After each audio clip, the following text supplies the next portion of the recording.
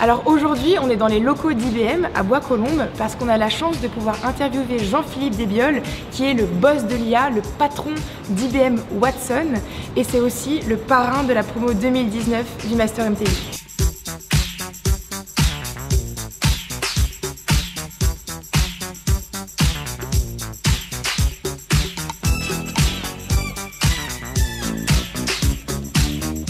Aujourd'hui, certains programmes d'intelligence artificielle peuvent surpasser l'humain pour des process particuliers, des métiers particuliers, notamment pour la médecine. Il y a aujourd'hui des programmes de médecine qui peuvent surpasser certains médecins.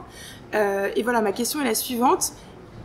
Est-ce que demain, il va falloir plutôt entraîner des ingénieurs en intelligence artificielle ou toujours des médecins ?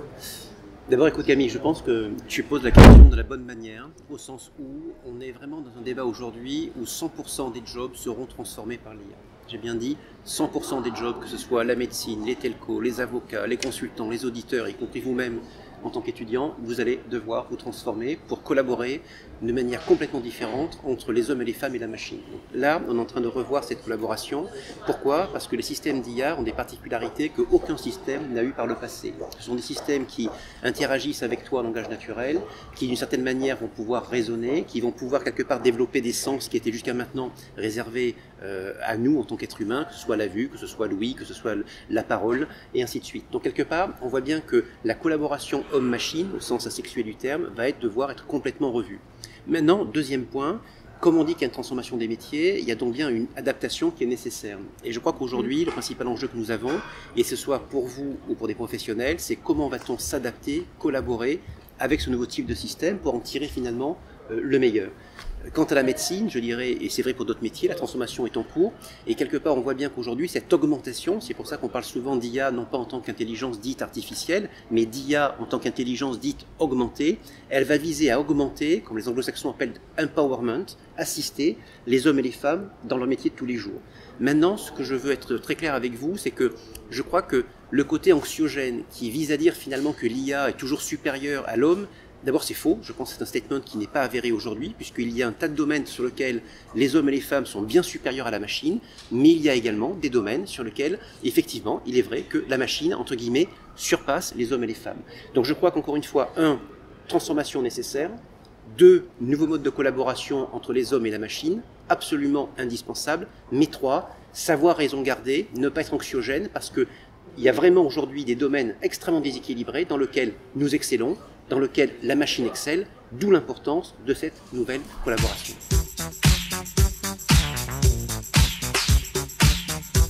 Deuxième question, aujourd'hui, en termes d'intelligence artificielle, on voit au niveau du dialogue qu'il y a des avancées qui sont faramineuses, notamment au niveau des chatbots.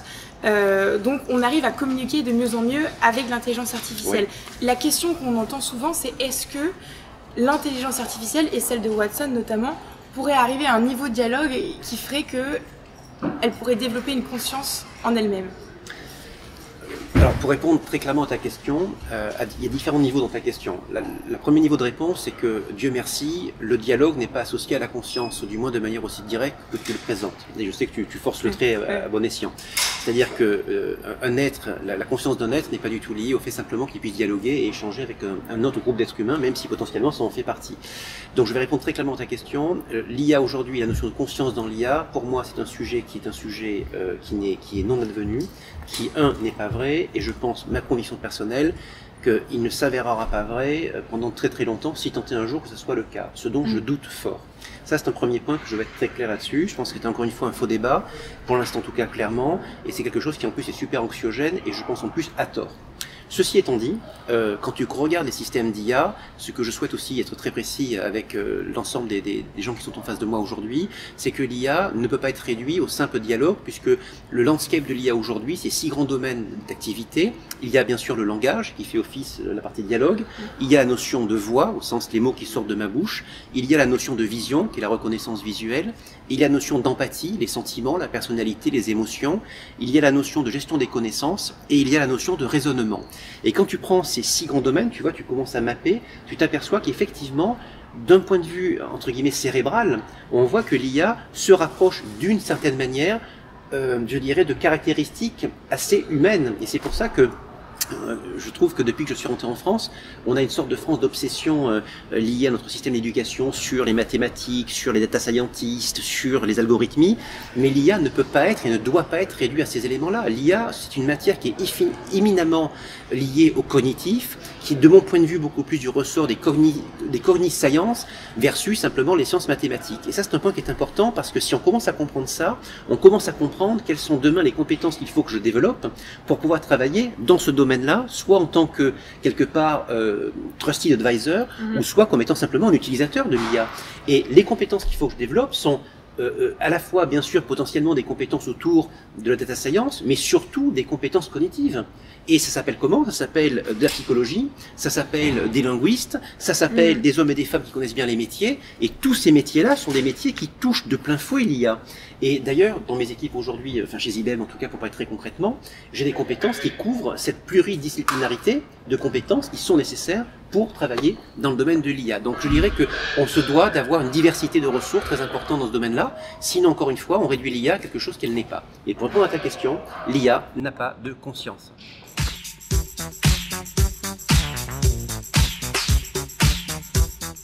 La troisième question, ça va concerner... Cette question, elle te plaît, hein? Oui, elle me plaît. Sur la réticence des Français face à l'intelligence artificielle. Et une petite chose intéressante, c'est que les Chinois, aujourd'hui, préféreraient largement remplacer leurs médecins par une intelligence artificielle plus pointue, alors qu'aujourd'hui, en France, seulement 1/10 des Français seraient capables, sont prêts à le faire. Donc voilà, est-ce que on est en retard par rapport à ça? Qu'est-ce qu'il faudrait faire pour pouvoir changer les mentalités des Français? Alors, première, tu connais un peu mon parcours, tu sais que je suis rentré en France il y a 3 ans, donc pendant 5 ans j'ai vécu vraiment à l'étranger au sens propre du terme, et je n'étais jamais rentré en France pendant 5 ans, ce qui fait que j'ai redécouvert la France avec plaisir et avec surprise sur certains aspects. Quant à l'IA maintenant, le premier point, c'est que d'abord il y a une évolution qui, je pense, est très forte, très rapide et qui est très positive, au sens où, lorsque je suis rentré en France, mon jugement a été un peu caricatural, mais aussi c'était un peu le contraste entre les États-Unis, l'Asie et l'Europe, où il y avait une sorte de phénomène de pushback par rapport à l'IA, de peur. Il y avait un côté très anxiogène à l'IA et qui, je trouve, est en train de diminuer. Je ne dis pas qu'il est fini, mais clairement, il y a une évolution qui, je pense, est très positive entre des gens qui, effectivement, avaient très peur de l'IA il y a encore 3 ans, et les choses ont évolué de manière assez rapide et, de mon point de vue, très positive, au sens où les gens appréhendent le sujet d'abord de manière beaucoup plus sereine, avec une appréhension beaucoup plus globale, et surtout, ce qui fait la différence, c'est de faire. Et si j'étais provocateur, je dirais que nous, Français, on est des gens qui, par définition, sommes formés à réfléchir. Donc la réflexion, c'est important. Le nier serait stupide. Mais en même temps, je pense que le faire est encore plus important. Pourquoi? Parce que si on ne fait pas de l'IA, on ne peut pas la comprendre. Le fait d'en parler, d'en débattre, certes, c'est peut-être très bien, mais ne vous permettra pas de comprendre qu'est-ce qu'on peut faire, qu'est-ce qu'on ne peut pas faire. Donc mon encouragement est très clair par rapport à la France. Et c'est commencé, le phénomène est commencé. Il faut faire de l'IA pour le comprendre.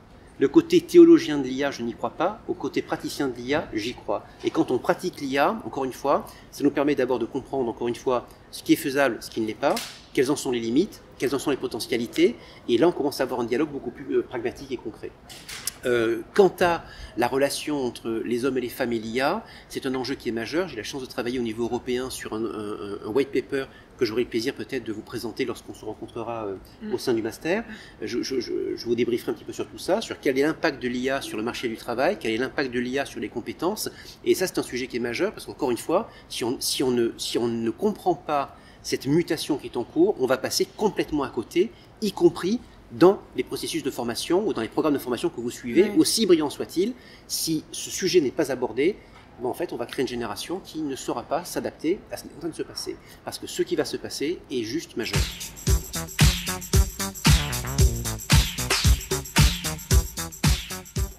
Et du coup, la dernière question, on entend aujourd'hui beaucoup au niveau de la transparence de l'intelligence artificielle, des biais que ça peut avoir. Quel est ton avis là-dessus? D'abord, le premier niveau de réponse que j'aimerais te faire, c'est que l'IA est par définition biaisée. Donc je dirais le rêve d'une IA qui est entre guillemets dite parfaite ou parfaitement intègre, ça n'existe pas pour la simple et bonne raison, vous savez quoi? C'est qu'on travaille dans un environnement qui est humain et qu'on le veuille ou non, tout individu a des biais. Moi le premier, toi aussi, et notre caméraman favori absolument a des biais. malgré le fait que ce soit un garçon parfait. Ceci étant dit, plus sérieusement, ces biais sont inhérents à la nature humaine et ils sont donc inhérents à l'intelligence artificielle. Ceci étant, là où il faut faire très attention, c'est que l'IA, paradoxalement, va avoir une mécanique potentiellement d'amplification de ces biais. Pourquoi? Parce que l'IA, si je devais le résumer, c'est une mise à l'échelle d'une expertise humaine ou c'est une mise à l'échelle de la connaissance humaine. S'il y a des biais au départ, l'IA va d'une certaine manière faire résonance et faire écho à ces biais et donc va les amplifier, ce qui est très dangereux.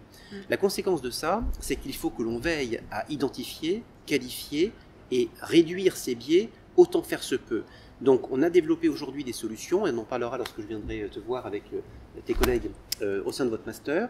On a maintenant des outils qui permettent en temps réel d'identifier d'où viennent ce type de biais. Est-ce qu'ils viennent de la partie data? Est-ce qu'ils viennent de l'apprentissage? Est-ce qu'ils viennent d'un autre facteur? Et donc à partir du moment où on est capable d'identifier qu'il y a un biais et de le qualifier, on sera peut-être capable de pouvoir le réduire au maximum pour pouvoir justement avoir une IA beaucoup plus, entre guillemets, faire qu'elle ne l'aurait été.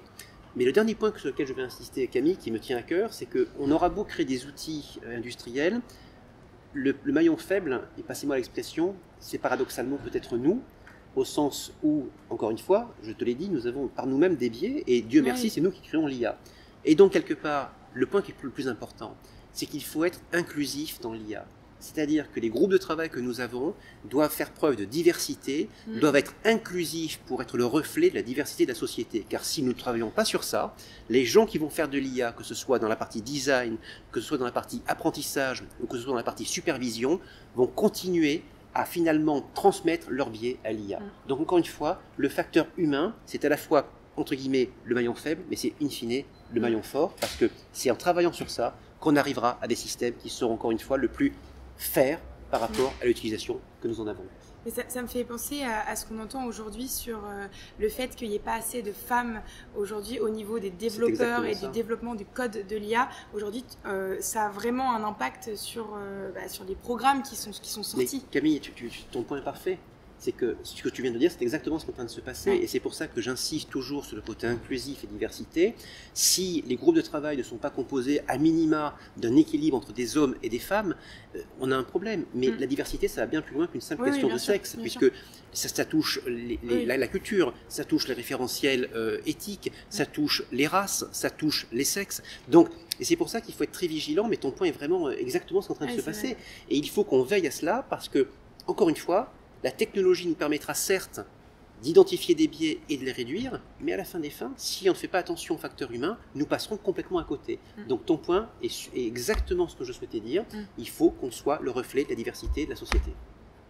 Camille, un grand merci. Merci J'ai à pris toi, beaucoup de plaisir à être avec toi, à être avec vous, et surtout à très bientôt. Merci à vous. À bientôt.